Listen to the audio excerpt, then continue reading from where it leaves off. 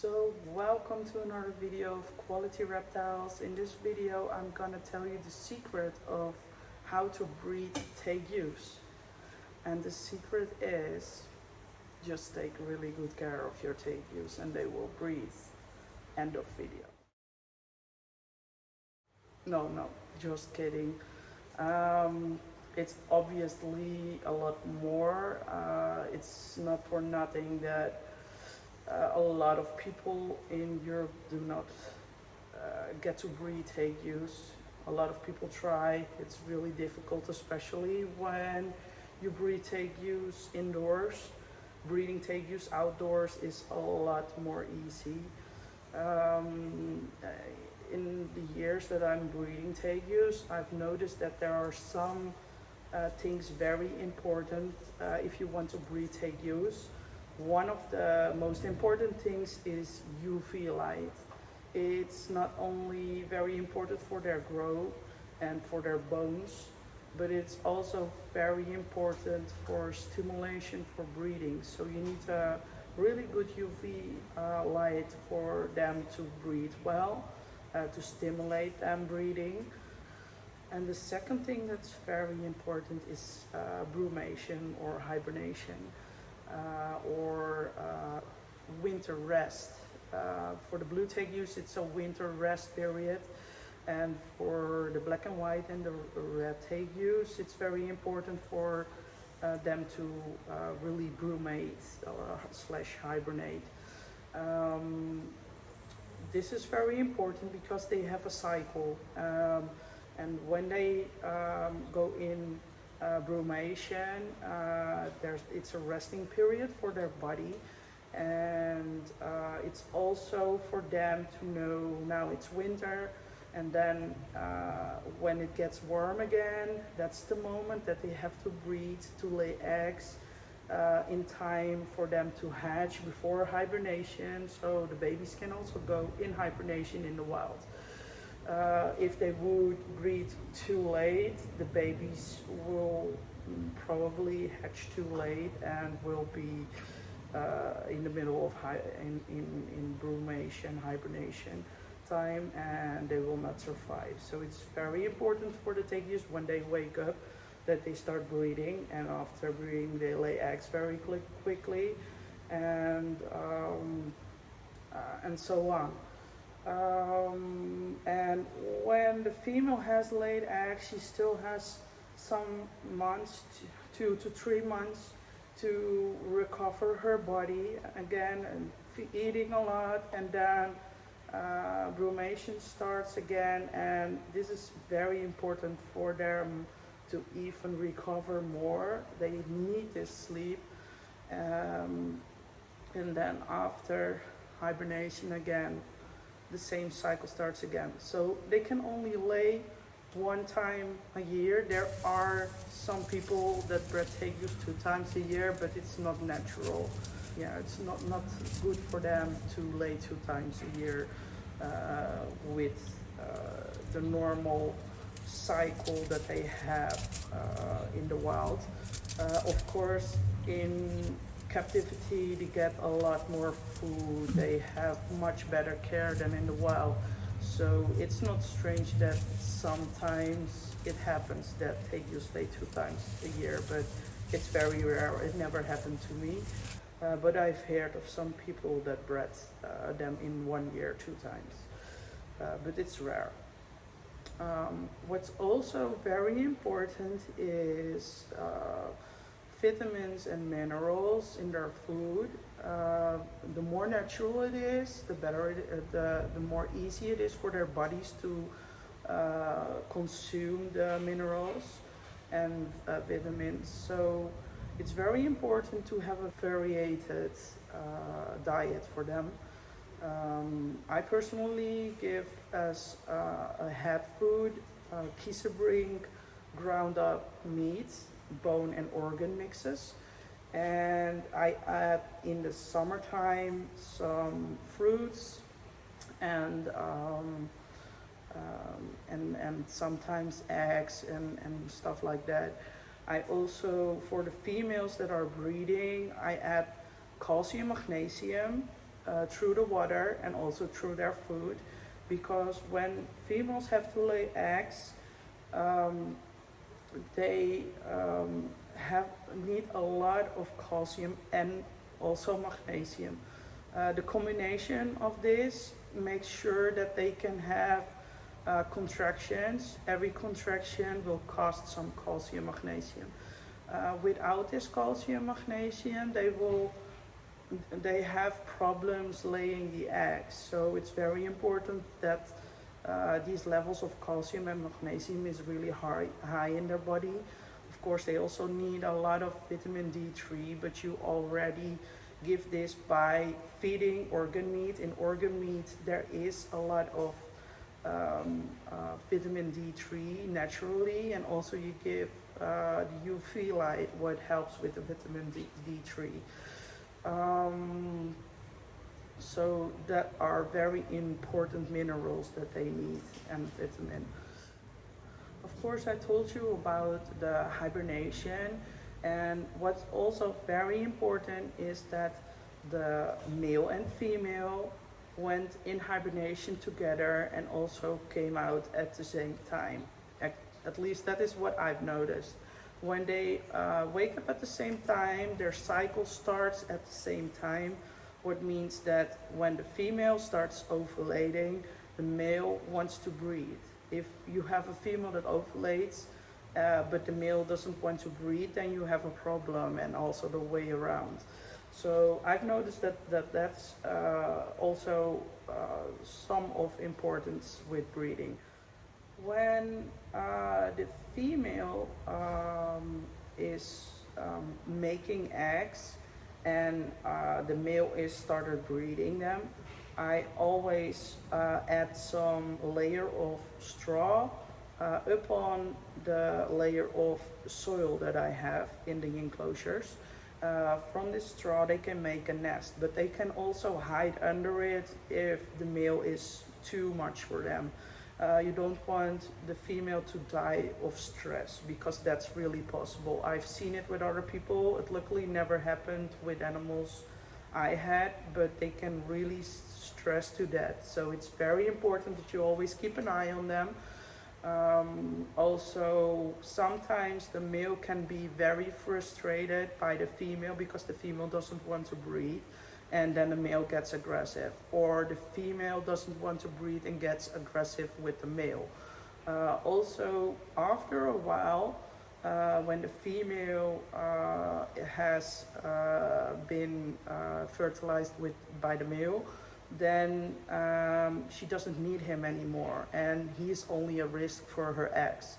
At that point, it's possible that the female starts attacking the male because she wants him out of the enclosure, because he can eat her eggs and she will protect her eggs. Not all females do this, but I think 80% of the Tegu females will fight with the male once they are close to laying eggs. The trick is to remove the male in time, but not too early, because if you remove them too early, the eggs are infertile. And obviously you want fertile eggs for breeding. When the female is very close to laying eggs, a mistake that's made a lot is people are too busy with work and they do this as a hobby extra. So you see that they do not clean the water often enough.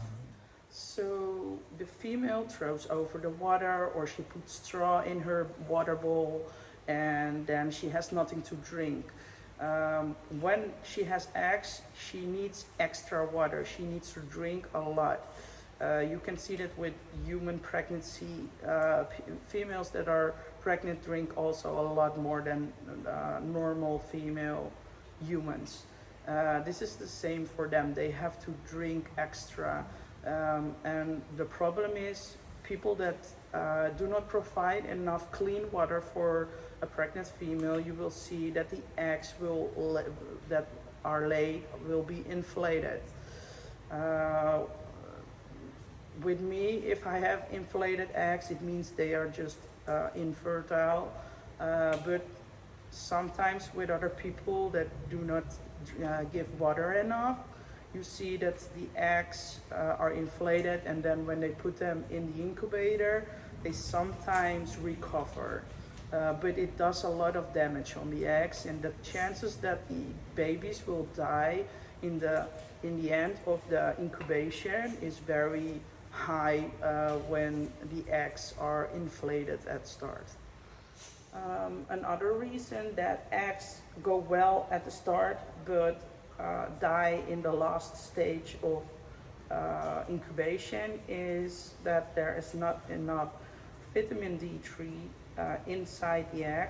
What happens is that the yolk that I drink from the egg, the baby in the egg, will get very hard, and then the baby is not able to consume the yolk, and then somewhere the process they stop growing because they have no food in the egg anymore, because the food is very hard. So it's very important that the female, and also the male, but especially the female, has enough vitamin D3, enough building stones in their body for the eggs to hatch fully. So when the female laid eggs and you're gonna collect the eggs, females are very aggressive at this point. It's rare if they are not aggressive.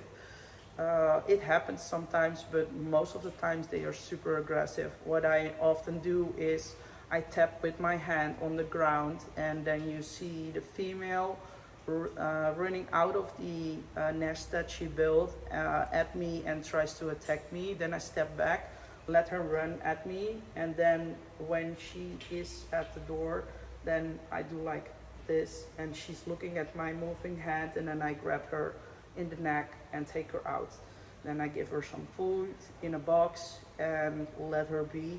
And while she's in there, I'm gonna climb in the enclosure, take out the eggs, and then I make it a normal flat enclosure. I put the straw back in a normal position, and if possible, I try to put another female in her enclosure, and the female that laid eggs I put in the other enclosure, so she doesn't know that I took the eggs. I've noticed that this helps a little bit with them calming down faster.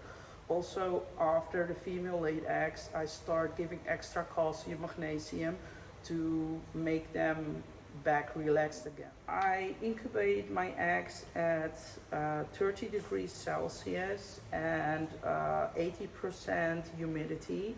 I also put the eggs in a substrate of 50-50 vermiculite perlite, and I mix this, and I add water on feeling, so I cannot exactly explain to you how much water you have to add.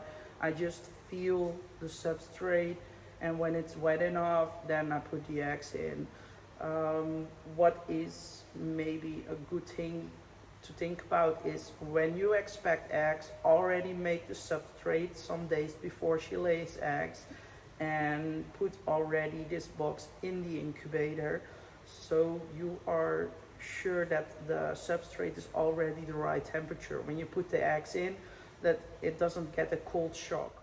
So I wasn't kidding that you have to take really good care of your Tegu if you want to breed. But obviously there's a lot more to just take good care of your animal. You have to know how to take care of your animal. So I hope this video helps you a little bit.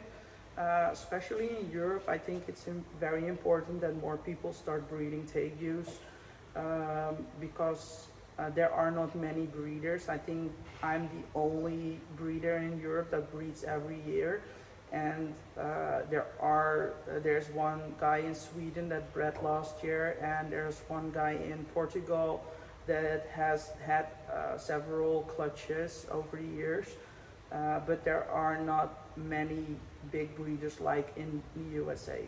So it would be good if more people started breeding in Europe.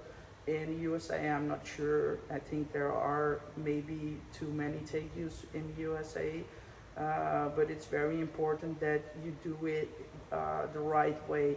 Take care also after the eggs are laid and hatched, that the babies are socialized, that they get the right food. So the next people that buy your babies will have social friendly Tegus that are healthy.